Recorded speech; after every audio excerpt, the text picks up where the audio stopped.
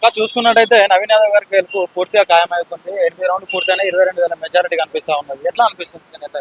చాలా సంతోషంగా ఉంది. ఇన్ని రోజులు మేము పడ్డ కష్టానికి తర్వాత వాళ్ళ కుటుంబం కూడా 40 ఏళ్ళుగా పడ్డ శ్రమకు వాళ్ళు చేసిన సమాజ సేవకు ఇవాళ కాంగ్రెస్ పార్టీ ఆదరించి నవీన్ ని సపోర్ట్ చేసి నవీన్ మీద పెట్టుకున్న నమ్మకానికి అన్నిటికీ న్యాయం జరిగే రోజు ఈ రోజు.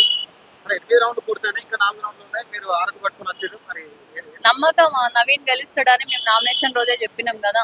అనేక సర్వేల తర్వాత ఇక్కడ గెలిచే క్యాండిడేట్ ఎవరని చెప్పి చూసి ఎవరు ప్రజల మనిషి అని చెప్పి చూసి నవీన్ కి టికెట్ ఇచ్చారు, రైట్. అందుకని మా కాన్ఫిడెన్స్ మా తమ్ముడు గెలుస్తాడని అందుకే మేము ప్రిపేర్ అయినాం సెలబ్రేషన్స్. పూర్తిగా రాజ్యాంగాన్ని కూనీ చేసింది పోలింగ్ రోజు అధికార పార్టీ కాంగ్రెస్ పార్టీ అని చెప్పేసి మాట్లాడుతూ ఉన్నారు. దీన్ని ఎట్లా చేస్తారు? రాజ్యాంగాన్ని కూని ఎక్కడ చేసిందంటే ఎక్కడైనా గొడవలైనా ఎక్కడైనా భయభ్రాంతులకు గురయ్యారా? చాలా ప్రశాంతంగా పోలింగ్ జరిగింది. అంత జరిగినాక లాస్ట్ 6:30కు వచ్చి కౌశిక్ రెడ్డి తర్వాత మాగంటి సుంత గారు వచ్చి మా ఆఫీస్కి వచ్చి మేము రెస్ట్ తీసుకుంటున్నాం. మేము ఎవరం ఆఫీసులో లేము. పోలింగ్ బూత్ల దగ్గర తిరిగి తిరిగి కనీసం మేము భోజనం కూడా చేయకుండా మా జాగాల్లో మేముంటే అక్కడికి ఎవరినో రౌడీలను వేసుకొని వచ్చి కళాకారులను కొడతారా అండి? ఎస్టీ వాళ్ళు ఎస్సీ వాళ్ళు అమ్మాయిలు వాళ్ళేదో బతుకు తెరువు కోసం వాళ్ళ కళాకారులు వచ్చి ఆఫీస్లో ఉంటే వాళ్ళ మీద దౌర్జన్యం చేసి మాగంటి సునీత గారి విశ్వరూపం పూర్తిగా చంద్రముఖిగా మారిన సునీత గారిని మనం చూసినాం. రౌడీజం అయిందో మేము చూపిస్తాం, రేపటి నుంచి మీ సంగతి చెప్తామని ఆమె అన్నది. మొన్నటి వరకు అమ్మ నాన్న అయ్యా అక్క నాకు ఓట్లేయండి అని చెప్పి మన భర్త చనిపోయింది అని చెప్పి ఒక రకంగా సెంటిమెంట్ గా యాక్ట్ చేసింది, మరో కౌశిక్ రెడ్డి లెక్క. అంటే ఇప్పుడు చూసుకున్నట్టయితే నవీన్ యాదవ్ గారు గెలుపా లేదా కాంగ్రెస్ పార్టీ గెలుపా ఏదని చెప్పుకోవచ్చు? రెండు గెలుపు. నవీన్ యాదవ్ కాంగ్రెస్ పార్టీ నవీన్ యాదవ్ కష్టాన్ని గుర్తించి ఇవాళ టికెట్ ఇచ్చింది. కాంగ్రెస్ పార్టీ మీద సంక్షేమ పథకాల మీద ఉన్న నమ్మకము, రేవంత్ రెడ్డి గారి నాయకత్వం అన్ని చూసి ప్రజలు ఇవాళ ఓటేసారు కాంబినేషన్. గెలుపుతో మరి జూబ్లీ హిల్స్ ప్రజల భవిష్యత్ ఏ విధంగా ఉండబోతుంది? చాలా బాగుంటది. ఎందుకంటే నవీన్ ఎలాంటి పదవి లేకుండానే ఎంతో అభివృద్ధి చేసిందో, ఎంతో మందిని ఆదుకున్నాడు. ఇప్పుడు నవీన్ కి గవర్నమెంట్ సపోర్ట్ కూడా ఉంది. ఒక పదవిని అలంకరించాడు కాబట్టి ఎమ్మెల్యే పదవికే మా తమ్ముడు అలంకారం తీసుకొస్తాడని నమ్ముతున్నాడు. అంటే పూర్తిగా బీఆర్ఎస్ పార్టీ విమర్శలు చేస్తా ఉంది. కేవలం పోలింగ్ రోజు రిగ్గింగ్ పాల్పడ్డారు, బోగస్ ఓట్లు వేయించారు అని చెప్పేసి మాట్లాడుతూ ఉన్నారు. దీనికి ఏం చెప్తారు? ఆధారాలు ఉన్నాయా అని మాట్లాడుతున్నాను. ఆధారాలు ఉన్నాయా? ఇప్పటిదాకా రౌడీ షీటర్ అని బదనాం చేసిండ్రు. మా తమ్ముడిని ఏ రోజు కూడా ఒక మనిషిగా ట్రీట్ చేయకుండా రౌడీ అని ముద్రేసి ఇవాళ రిగ్గింగ్ అని మాట్లాడుతున్నారు. అబద్ధాలకు కేర్ ఆఫ్ అడ్రస్ పిహెచ్డి తీసుకున్న పార్టీ ఏదన్నా ఉందంటే అది బీఆర్ఎస్ పార్టీ. ఓడిపోతున్నాం అని తెలిసి ఓటమిని డైజెస్ట్ చేసుకోలేక ఇవాళ నవీన్ మీద మళ్ళీ బుద్ధ జల్లడం రిగ్గింగ్ అని చెప్పి. రిగ్గింగ్ చేసి గెలిచారా వాళ్ళు గతంలో అని నేను అడుగుతున్నాను. డబ్బులు పంచి ఓట్లను కొన్నారు అని చెప్పేసి దీపక్ రెడ్డి గారు అంటున్న మాట. దీపక్ రెడ్డి గారు కూడా ఇక్కడ కేంద్రం నుంచి వెళ్ళిపోయిన పరిస్థితి. దీన్ని ఎలా ఇస్తారు?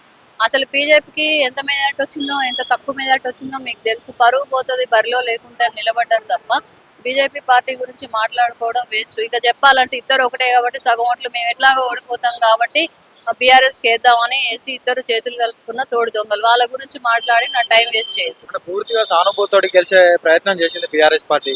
ఇప్పుడు ఈ ఓటంతో సానుభూతికి పప్పులు ఉడకవు. అభివృద్ధి చూస్తున్నారు ఇవాళ ప్రజలు. ఇవాళ సోషల్ మీడియా చాలా యాక్టివ్ అయింది. ఎక్కడ పోయినా కూడా ఇవాళ ప్రజలు లీడర్స్ ఏం చేస్తున్నారు, ఎవరు ప్రజాసేవ చేస్తున్నారు, ఎవరు దొంగలు, ఎవరు దోచుకు తిన్నోళ్ళు అనేది ఒక క్లారిటీ పబ్లిక్ ఉంది. చిన్న పిల్లగాడిని అడిగినా చెప్తారు. ఓకే, సో ఇంకొకసారి రిగ్గింగ్ అని మాట్లాడితే మాత్రం మేము ఆఫ్టర్ దిస్ సెలబ్రేషన్స్ మేము సీరియస్ గా దాని మీద యాక్షన్ తీసుకుంటాము.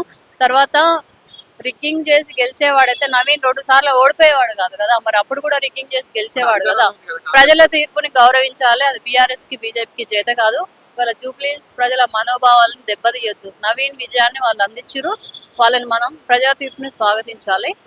బీఆర్ఎస్ పార్టీ విమర్శలు చేసింది నవీన్ యాదవ్ గెలిస్తే పూర్తిగా రౌడీ పాలన అయిపోతుంది, జూబ్లీ హిల్స్ మొత్తం వసూలకు పాల్పడతారు వాళ్ళు అని చెప్పేసి మాట్లాడారు. దీనికి నేనేం చెప్తా అంటే ఎలాంటి ఆధారాలు చేయడమో అది కరెక్ట్ కాదు.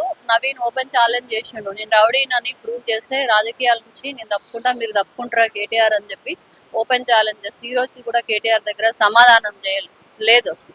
ఓకేనా, ఇవాళ నవీన్ ని రిగ్గింగ్ చేసిండు అనేది పూర్తిగా అవాస్తవం. అతని క్యారెక్టర్ అసాసినేట్ చేయడం కూడా పూర్తిగా అసలు ఆధారాలు లేవు. ఆధారాలు లేని వాటికి మనం సమాధానం చెప్పాల్సిన అవసరం లేదు. 8 రౌండ్లు పూర్తయినాయి, మరి ఇంకా 4 రౌండ్లు ఉన్నాయి. ఎన్ని ఓట్ల మెజార్టీతో గెలుస్తారని ధీమా వ్యక్తం చేస్తాం. మేము 40,000 మెజార్టీతో గెలుస్తాడని చెప్పి ఎక్స్పెక్ట్ చేస్తాం. అన్న నవీన్ యాదవ్ గారి గెలుపు పూర్తిగా ఖాయమైనట్టే, సంబరాలు కూడా మొదలైనవి. ఇంకేం చెప్తారు? నవీన్ యాదవ్ గారి విజయం 100% ఖరారైనట్టే మేమైతే అనుకుంటున్నాం. ఇంకా పూర్తిగా సమాచారం అయితే ఇంకా బయటికి రాలేదు. సమాచారం గురించి మేము వెయిటింగ్ లో ఉన్నాం. నవీన్ యాదవ్ గారి గెలుపుతో జూబ్లీ హిల్స్ ప్రజల భవిష్యత్ ఏ విధంగా ఉండబోతుంది? 100% నవీన్ యాదవ్ గారు గెలవక ముందే ఎన్నో రకాల సహాయాలు సహకారాలు అందించినారు. గెలిచిన తర్వాత ప్రభుత్వం వైపు ప్రభుత్వం రూలింగ్ లో ఉన్నది కాబట్టి మన రేవంత్ అన్న గారు కూడా అతనితో పాటు కలిసి ఇంతకు ముందు ఏ నిధులైతే ప్రకటించిండో అంతకంటే అధికంగా నిధులు ప్రకటించి మన నవీన్ యాదవ్ గారి కాన్స్టిట్యున్సీని మంచిగా చేయాలనే అభివృద్ధితో మన సీఎం ముఖ్యమంత్రి గారు రేవంత్ రెడ్డి అన్న గారు కూడా నవీన్ యాదవ్ వైపు అతని జూబ్లీహిల్స్ కాన్స్టిట్యున్సీ వైపు మొగ్గు చూపుతున్నట్టు సమాచారం ఉంది. నవీన్ యాదవ్ గారి గెలుపా లేదంటే కాంగ్రెస్ పార్టీ గెలుపా ఇలా చూడొచ్చు. దీన్ని ఇప్పుడు అంటే రెండు రకాలుగా అభివర్ణించాలి. ప్రభుత్వం ఇలా 50% రేవంత్ అన్న నాయకత్వం, ఇలా 50% రేవంత్ అన్న స్పెషల్లీ నాయకత్వం అండ్ నవీన్ యాదవ్ గారు ఒక 10-15 ఇయర్స్ నుంచి కష్టపడుతున్న ఫలితం కూడా ఇందులో ఉందండి. ఇద్దరు సరిసమానం. ఒక 60% మన కాంగ్రెస్ పార్టీ ఫలితం కూడా ఉందండి. అంటే పోలింగ్ ముందు వరకు ఉన్న ఫలితాలు పోలింగ్ తర్వాత తీర్మారైన పరిస్థితి, మొత్తం పూర్తిగా రిగ్గింగ్ చేసిర్రు, బోగస్ ఓట్లు వేపించి గెలవబోతా ఉన్నారు అని చెప్పేసి మాట్లాడుతూ ఉన్నారు. దీని ఏ విధంగా చూస్తారా?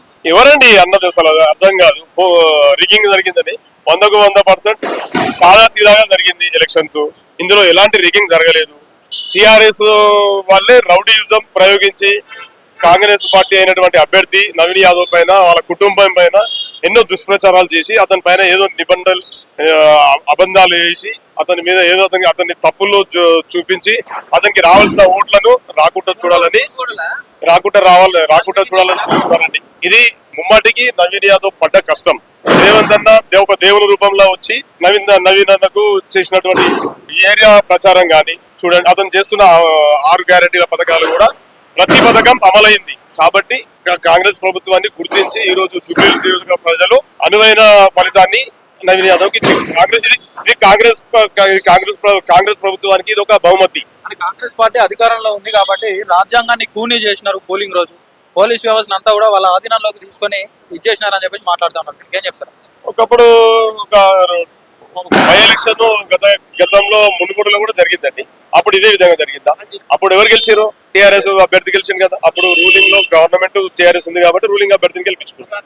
ఈ రోజు కూడా అభ్యర్థి రూలింగ్ గవర్నమెంట్ కాంగ్రెస్ ఉంది కాబట్టి కాంగ్రెస్ అభ్యర్థిని గెలిపించుకుంటే ఈ ఏరియా బాగుపడుతుంది, ఈ ఏరియాకు అధిక నిధులు మళ్లించవచ్చు అనే ఆలోచనతో ఇక్కడ జూబ్లీహిల్స్ లో ఉన్నటువంటి ప్రజలు కాంగ్రెస్ కు సంబంధించిన క్యాండిడేట్ గెలిపించుకోవడం జరిగింది. అంటే డబ్బులు మంచి ఓట్లను కొనుక్కున్నారు కాంగ్రెస్ పార్టీ వాళ్ళు అని చెప్పేసి ఒక అభ్యర్థి దీపక్ రెడ్డి గారు మాట్లాడుతూ ఉన్నారు. అంటే కేంద్రం నుంచి కూడా పోలింగ్ కేంద్రం నుంచి కూడా వెళ్ళిపోయిన పరిస్థితిని ఎలా కానీ ఇప్పుడు ఈ అధికార పక్షం ప్రతిపక్షం అన్నప్పుడు అధికార పక్షం మీద ప్రతిపక్షాలు ఇది ఎప్పటికీ చేస్తున్నటువంటి ఫలితాలు జరుగుతూ ఉంటాయి కాబట్టి వాళ్ళని సహజంగా కామన్ గా తీసుకోవాలి. కాబట్టి ఇక్కడ చేస్తున్న అభివృద్ధి పథకాలు ఇక్కడ స్థానికంగా ఉన్నటువంటి నవీన్ యాదవ్ గారు అతను పడ్డ కష్టం, అతను చేసే సహకారాలు సోషల్ వర్క్ చాలా బాగుంది. ప్రజలు అది గమనించి ఇంకోటి కాంగ్రెస్ ప్రభుత్వం అధికారంలో ఉన్నది కాబట్టి మనకు అధిక నిధులు వస్తాయనే ఆలోచనతో కూడా కాంగ్రెస్ ప్రభుత్వాన్ని గెలిపించుకోవడం జరిగింది. అంటే నవీన్ యాదవ్ గారు జూబ్లీహిల్స్ లో గెలిస్తే పూర్తిగా రౌడీల పాలన అయిపోతుంది, వసూళ్లకు పాల్పడతారు అని చెప్పేసి విమర్శలు చేశారు. అంటే జూబ్లీహిల్స్ ఎలక్షన్స్ లో టీఆర్ఎస్ పార్టీలు దీన్ని ఎలా ఇస్తారు? 100% టీఆర్ఎస్ వాళ్ళు రౌడీజం ఉపయోగించారండి. నవీన్ యాదవ్ ఇక్కడ ఏ క్వశ్చన్ కూడా 1% కూడా రౌడీజం ఉపయోగించలేదు. నవీన్ యాదవ్ గత 10 సంవత్సరాల నుంచి ప్రజా సేవలో ఉన్నాడు. నవీన్ యాదవ్ కు అన్న మాకు పలానా అవసరం ఉంది అంటే తన ఇంట్లో తినే తిండిలోకి వెళ్ళి కూడా ఒక బుక్క తీసి పెట్టేటువంటి నవీన్ యాదవ్ అతని మీద కావాలని దుష్ప్రచారం చేయడానికే టీఆర్ఎస్ వాళ్ళు పన్నిన కథ అండి ఇది. ఇదంతా నవీన్ యాదవ్ నివాసానికి వచ్చి టీఆర్ఎస్ వాళ్ళు దౌర్జన్యం చేయడం ఎంతవరకు న్యాయము? ఒక కాన్సెన్సీ హుజూరాబాద్ కాన్సెన్సీలో ఉండి కౌశిక్ రెడ్డి గారు ఆ శాసనసభ్యునిగా ఉండి ఆయన ఇంటిపైకి వచ్చి ఇదే మీ రాజ్యం అనడం చాలా తప్పండి. అతను రౌడీ, అతని మీద యాక్షన్ తీసుకోండి.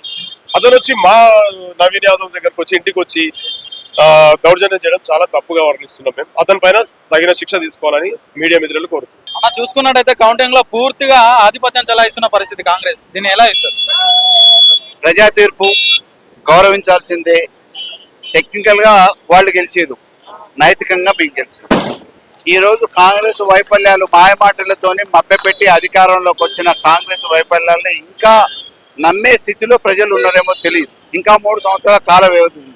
మా పోరాటాన్ని మేము కొనసాగిస్తాం. కాంగ్రెస్ చేస్తున్న మోసాన్ని, వైఫల్యాల్ని, ఇచ్చిన మాటను నిలబెట్టుకోకుండా ఇంకా ప్రజల్ని ఒమ్ము చేసే ప్రయత్నం చేస్తున్న ఈ కాంగ్రెస్ వైఫల్యాలను ఎండగట్టడానికి మా వంతు ప్రయత్నం మేము కొనసాగిస్తాం. కాంగ్రెస్ గెలుపును జీర్ణించుకోలేకపోతున్నారు బీఆర్ఎస్ వాళ్ళు అని చెప్పి మాట్లాడుతూ ఉన్నారు. దీనికి ఏం చెప్తారు?